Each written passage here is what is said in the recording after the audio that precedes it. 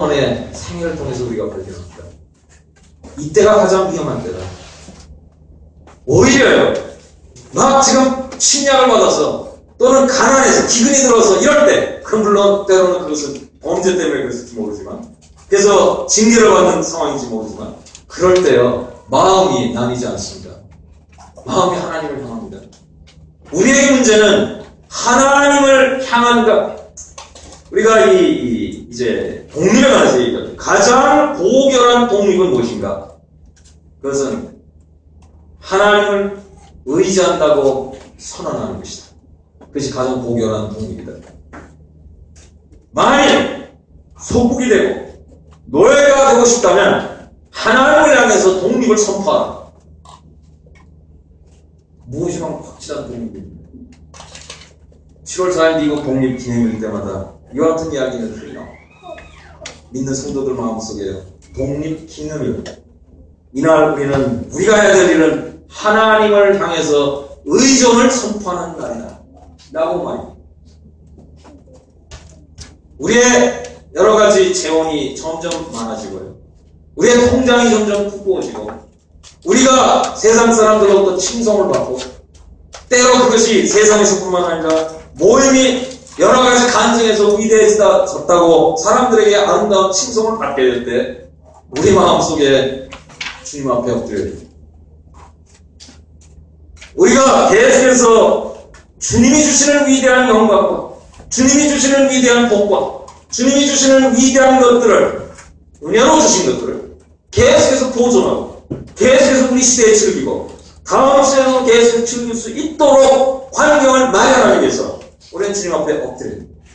다윗이 솔로몬에게 떠나면서 하신 말씀, 너는 율법을 기억하라. 그런데 기억 못했습니다. 하나씩 하나씩. 그는 솔로몬은요, 국가를 이제 이만큼 건축을 했어요. 찬란합니다. 가만히 생각해보니까 그래도 주변에 나라들이 있습니다. 만만치 않은 나라들이 있습니다. 부친 때는 그 모든 나라를 다 제압했는데 지금은 평화롭지만 앞으로 그 나라들이 어떻게 될까 마음속에 가끔 생각이 나죠. 어떡합니까? 가만히 보니까 그 나라들도 말들이 있고 말음들이 있는데 가장 좋은 말은 애굽에서 들여온 것이다. 아까 말 말씀하실 때 신명기에서 하나님께서는 말과 관련해서 애굽을 말씀했어요. 왜? 애굽이 가장 좋은 말을 생산하기 때문에. 그래서 이제 1차적으로 아마 그는 국력을 위해서, 국방을 위해서 들여왔을 거예요. 말도 들여오고 병거도 들여오고 엄청 많은 숫자를, 처음부터 그러지 않습니다. 아마 솔로몬이 처음부터 엄청 많은 숫자를 들여오지 않았을 거예요. 그것을 들여오는데 들여오다 보니까 이런 생각 저런 생각이 나요. 우리 성도들이요, 오랫동안 힘들어서 집을 마련했어요. 집을 마련했더니 그래도 겸손히 살아야지 이런 마음이 있으면서요, 한쪽 구석에는 또 무슨 생각이 있냐면, 이 집을 이렇게 마련했는데 이 리빙룸과 이 인테리어와 이거에 걸맞는 또 가구가 필요하다. 가구를 들여오잖아요. 걸맞는다고 하지만 그보다 조금 더 좋은 걸 들여놓으니까 이 집이 또 안 맞아요. 이만하면 여기 자동차가 또 여기에 맞아야 되지 않느냐. 그래서 국산이냐 외제도 뭐냐, 뭐 여러 가지 고민이죠. 그래도 아니다. 그래도 이렇게는 해야지 라고 하면서도 그래도 이왕 하는 김에, 그 이왕이라는 말이 있어요. 이왕 하는 김에 들여옵니다. 그렇게 하다 보면요, 나도 모르는 사이에 하나씩 들어와서 언제 이렇게 그냥 쌓였는지 모르게 됩니다. 솔로몬이요, 바로 이와 같은 함정 속에 빠졌습니다. 부가 잘못된 것이 아닙니다. 하나님이 주신 그 은혜, 하나님께서 그에게 독특하게 주셨어요. 그건 주권적인 은혜입니다. 우리는 그것을 어떻게 말할 수 없어요. 그러나 그것을 어떻게 관리하느냐라고 하는 것은 모든 사람들에게 책임이죠. 그가 이제 말들을 들여오고, 말들 들여오면요, 거기에 따라서 이제 병거도 들여와요. 그렇죠? 왜? 다른 나라가 그렇게 합니다. 그렇게 들여오다 보니까 그 사람이 무역에 눈을 떴어요. 시람과 이제 여러 가지 비즈니스, 시람과는 자기가 개인적으로 한 것이 아니에요. 성전을 짓다 보니까 시람과 교제 안 할 수 없어요. 그래서 백향목도 들어왔어요. 많은 것을 들여오고 하면서 보다 보니까 시람이 가지고 장점은 뭔가? 그는 해외로 진출하는 것이다. 그래서 항구를 만들고요, 해군의 기지를 만들고 에이션 개발의 거기를 만들고 홍해를 통해서 아라비아와 상품을 가져오고 은을 금을 가져오고 나라가 엄청 부여이 됐어요. 지혜로운 사람이죠. 그가 전도서에 말한 것처럼 물 위에다가 떡을 던져라. 여러 날 후에 돌을 찾으라. 이건 무역입니다. 해군, 배를 통한 무역이에요. 그는 엄청 부유하게 됐어요. 나라를 보호하기 위해서 말도 들여오고 병거도 들여오는데 처음에 조금씩 들여오다 보니까 저 나라 정도보다는 우리가 낫지 이런 생각도 들었을 것이고요. 이왕 건설하려면 확고한 군사력을 더 마련해야 되지 않겠는가 라고 하면서 하나님 말씀에 신명 17장의 말씀이 있긴 하지만 이라고 생각이 안 날 수가 없는 겁니다. 만일 다윗의 말씀처럼 하나님의 말씀은 절대로 지게표를 움직일 수가 없다라고 하는 것을 확고히 한다면 거기에는 협상의 여지가 없습니다. 우리 하나님의 말씀은 협상의 여지가 없다고 할 수 있습니다. 형제자매님들 기억하십시오. 하나님의 말씀은 협상의 테이블에다 올려놓을 것이 아닙니다. 하나님의 말씀은 말씀이면 끝이에요. 그래서 우리 거기에 엎드리는 것, 이것이 참된 지혜입니다. 근데 그가 지혜를 말씀했는데요, 이런 지점에 들어가서 대단히 위험하다고 합니다. 만물보다도 부패한 것이 사람의 마음이라, 사람의 마음이 부패하다라고 할 때요, 그 말씀은 스스로 속는다고 합니다. 여러분과 저희가 가장 연약한 것은 언젠가 스스로 속는 때입니다. 많은 사람이요, 스스로 속게 될 때 이거는 돌이킬 수가 없어요. 어떻게 해줄 수가 없어요. 왜? 스스로 속아버렸기 때문에 도와줄 사람이 없다는 말입니다. 솔로몬은 스스로 속아버렸어요. 솔로몬의 잠언에서 지킬 것보다도 마음을 지켜라. 왜냐하면 모든 것의 근원이 마음에 있기 때문이다. 잠언 4장 말씀에서 솔로몬이 말씀했어요. 근데 거기에서 실패를 했어요. 왜 그렇습니까? 하나님이 주신 이 위대한 복을 관리하는 데 있어서 어떻게 관리할까? 솔로몬의 실패는요, 하나님이 기업으로 주신 엄청난 복과 기회, 이 모든 것들을 하나님의 말씀의 원칙을 토대로 해서 관리해야 되는데 그렇지 못했기 때문이다. 영어에서요, keep up with Jones라는 말이 있어요. 옆에 사람 존재요, 이씨, 비씨, 박씨, 뭐 이런 옆에 사람들이 하는 거하고 똑같이 하려고 하는 거, 이것이 많은 우리로 하여금 웅덩이에 빠지게, 구렁텅이에 빠지게 만드는 겁니다. 하나님께서 나에게 주신 것에 대해서 나는 만족하는가? 하나님이 나에게 육신적으로 눈에 보이는 것들에 주신 것들에 대해서 주권적인 하나님을 인정하는가? 그런데 영적인 것에 대해서 나는 절대로 만족 안 한다고 우리는 선언하는가? 이것이 우리가 영적으로 건전하게 살아가는 비결입니다. 근데 우리는 대개 거꾸로죠. 영적인 가난함에 대해서는 별로 느낌이 없는데 육적인 부유함이나 이런 문제에 대해서 그렇게 민감합니다. 그래서요, 그것 때문에 잠이 안 오고 그것 때문에 하다 보면 우리는 깊은 구렁텅이에 빠지게 됩니다. 솔로몬은요, 바로 이런 데 실수했어요. 그 다음에 은금, 무역의 흑자, 이게 참 좋은 일이죠. 그런데 무역의 흑자라고 하는 것이 오늘 우리 글로벌 시대의 무역 참 가관입니다. 참 가관이에요. 이 무역을 통해서요, 세상은 다 뒤집어지고 세상은요, 어디로 가는지 모르겠습니다. 이 무역, 그는 엄청난 보화를 배를 통해서 먼 나라까지 가서요, 3년에 한 번씩 올 정도니까 엄청 많은 분량을 싣고 와가지고 풀어놓습니다. 그러니 그 나라는 점점 물건이 그냥 산더미같이 쌓이죠. 백성들은 기뻐하죠.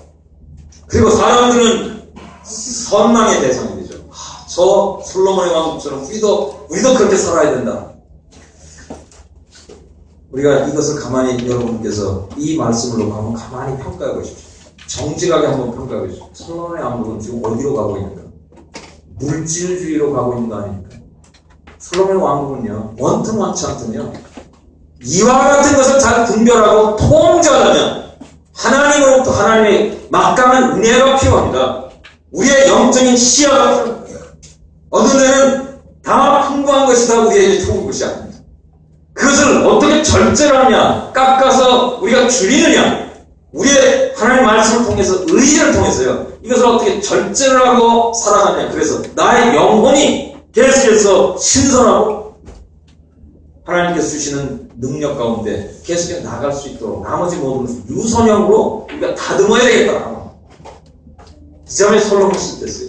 또 한 가지, 은금의 문제 실패했는데, 아내의 문제에서 왜 그랬을까? 아내의 문제가 치명적입니다. 아마 그는 처음에 여러 나라들이 있는데 거기 국방에 대해서도 그런 많이 생각했어요. 그래서 저 나라를 견제해야 된다. 참 지혜로운 생각이죠. 그런데 견제를 하는데 무력, 무기, 뭐 여러 가지 국방에 관한 많은 지식과 또한 경험과 모든 것들, 자기가 가지고 있는 경험, 아버지가 가지고 있었던 경험, 모든 걸 동원해서 여전히 그도 나라를 지켜야 됩니다. 온 세상을 그가 다 제패한 것은 아니었거든요. 그 주변에 나라들이 있습니다. 그래서 어떻게 합니까? 그가 궁리하다가 계속 무역 발전, 나라의 발전, 이 모든 영광, 이런 것 속에서 그가 어느 날 생각하기를 작은 생각입니다. 작은 시초. 우리의 생각의 시초. 그게 참 두려운 겁니다. 말씀으로부터 나온 것이 아니면 이게 참 두려운 겁니다. 작은 것인데 이 작은 것이 어디까지 끌고 갈 것이냐? 알 수 없는 것입니다. 솔로몬 마음속에 연원을 해야 되겠다. 저 나라 공주로 되려면 저 나라가 우리를 침략 못할 게 아니냐. 군사력 가지고 방어를 했는데요. 왜 그런 생각이 났을까? 참 많은 돈을 들여서요. 말도 들여오고 그 당시 가장 최신의 무기라고 하는 병거도 들여왔어요.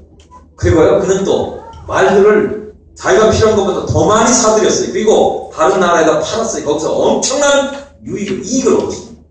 그래서 그는 갑부가 됐습니다. 그런데도 불구하고 마음의 평안이 없어요. 솔로몬이라는 평안인데, 솔로몬이라는 말은 샬롬이라는 말이에요. 평안이에요. 그런데 솔로몬 마음속에는 생각하면 갈수록 평화가 없어요. 그래서 연호를 합니다. 여자들을 들고 가서 여기서 이제 살면 그 나라가 우리를 건드리지 않겠지. 이 생각은 무슨 생각입니까? 하나님으로부터 서서히 떨어져 나가는 거죠. 다윗은 그렇지 않았어요. 다윗의 표준은 무엇이었습니까? 하나님, 전쟁할 때 하나님, 이 싸움에 나가야 됩니까? 말아야 됩니까? 하나님께서 가라. 내가 이 전쟁을 네게 붙였다. 전쟁의 승패는요, 이미 하늘에서 결정이 됐어요. 그것을 다윗은 가장 중요한 전략으로 알고 있었지 말이었어요. 그것은 그의 전쟁에 있었어요. 가장 중요한 병법이었습니다. 그는 체험으로 말씀의 교제를 통해서요, 하나님과의 관계, 사실은 자기가 왕이 되기 전에 하나님이 다스렸다. 그런데 이제 하나님의 새로운 경륜하에 인간의 왕을 하나님이 허락하셨기에 하나님은 지금도 다스리고 계신데 그분에게 내가 물어봐야 되는 것은 너무나 당연한 것입니다. 그는 그것이 그의 생리였습니다. 솔로몬을 그렇게 못했어요. 솔로몬은요, 여러 가지 자기의 생각, 하나님 말씀으로 분명히 이루어집니다. 신명기 17장에 있는 말씀을 하나씩 어겼죠. 신명기 17장에서요, 아내를 많이 두지 말라라고 할 때 거기 뭐라고 주님이 구원했습니까? 오래전에 마음이 미혹되게 말 것이다 라는 말씀이었어요. 아내를 사랑합니다. 모압에서 데려온 아내, 암몬에서 뭐 여러 세상 각곳에서 데려왔어요. 왜? 그 나라가 침입하지 못하도록 그는 자기의 작은 꾀였어요. 그래서 들어왔더니 어떻게 됐습니까? 국방을 염려했는데 외적인 침입하는 그런 문제가 아니고요, 안에서 다 뒤집어졌어요. 이 여자들이 자기가 섬기던 신상들을 섬기겠다고 고집하죠. 그런데 남자의 약점은 여자를 사랑하는 거죠. 사랑을 잘못했어요. 그래서요, 그 모든 요청을 그냥 들어주기 시작하죠. 사당도 지어줍니다. 마음이 멀어져요.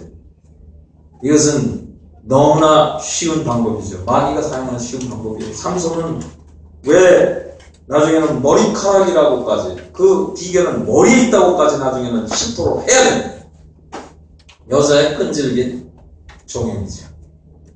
이와 같은 것을 그가 어떻게 막을 수 있을까? 그런 위대한 지혜자였는데 하나님부터 엄청난 지혜를 받았고 잠언 3,000원을 냈고 잠언이 지금도 남아서 기록이 보존이 되어 있는데, 그런데 왜 그 같은 지혜에도 불구하고 그는 패망의 길을 갔을까? 하나님이여, 시간이 없어 입장했어요. 세 번째 나타나십니다. 열왕기상 11장 말씀에 나타나셔서 이제는 경고가 아닙니다. 내가 나를 떠났으니 이제는 내 나라를 다른 사람이 됐습니다. 다만 내 시대는 아니고 다음 시대. 그래서 우리는 르호보암 때 가서 나라가 어떻게 갈라지는 것 너무나 잘 압니다. 하나님께서요 그에게 이렇게 말씀하실 때 하나님의 마음은 얼마나 아팠겠어요. 솔로몬은 얼마나 허탈했겠어요. 그가 그렇게 쌓아온 모든 것들 그것은 위대한 첨탑이었어요. 위대한 차단함이었어요. 이와 같은 차단함과 영광을 누구도 필적할 수 없는 있는 사람이 이상에 아무도 없었어요. 그렇게 놀라운 사람이었는데 그렇게 깊이 추억했다. 세상에서 가장 지혜로운 어리석은 자였다. 이렇게 칭함을 받는다면 우리는 오늘날 이 솔로몬을 통해서요. 우리가 이렇게 말하기 쉽지만 우리가 이와 같은 상황에서 우리 자신을 보존한다고 하는 것 우리는 주님에게서부터 경고를 받아야 돼요. 다윗이 하신 말씀 기억하십시오. 율법의 말씀을 너는 절대로 협상할 수 있다고 생각하지 마. 여기에는 협상의 마진도 없다. 이거는 이미 하나님께서 선포하신 말씀이요 권위 가운데 선언하는 말씀입니다. 이것은 들을 수밖에 없는 말씀이다. 그 말씀을 만약 아버지의 말씀을 그는 마음속에 두었다면요 그가 잠언에서 누천차에게 아들아 내 말을 들으라. 잠언에 얼마나 큰 말씀이었어. 그런데 본인은 듣지 않았어. 우리가 아무리 좋은 것을 꿈을 꾸고요 우리가 아무리 위대한 것에 대해서 이상을 가지고 있고 그것을 추구한다 해도 우리가 성실하게 그 이상에 대해서 충성 가운데 성실하게 임하지 않는다면 그 모든 것들은 꿈과 같이 사라져버리는 것입니다. 이것이 솔로몬이 우리에게 말씀해주고 있는 교훈이라 생각합니다. 그는 엄청난 부귀와 영화를 가지고 있어 권력도 가지고 있었습니다만 그 모든 것들은 서서히 사라졌습니다. 다윗의 범죄는 충동적이고 일순간에 벌어진 범죄였습니다. 솔로몬의 범죄는 이것이 두려운 겁니다. 솔로몬의 범죄는 서서히 일어납니다. 그래서 이렇게 말합니다. 솔로몬이 의지하고 있었던 지팡이가 있었다. 그 지팡이에 어느 날 벌레가 들어와서 그 지팡이 속으로 가만히 살며시 들어가서 거기에서 그 지팡이 속에 들어가서 가만히 깃들였고 그는 또 세월이 지나면서 조금씩 갉아먹기 시작했다. 그것이 점점점 갉아먹다 보니 그 지팡이는 가운데가 다 비어있는 지팡이가 되었고 어느 날 솔로몬이 그 지팡이를 의지하고 가다가 그 지팡이는 부러져 버렸다.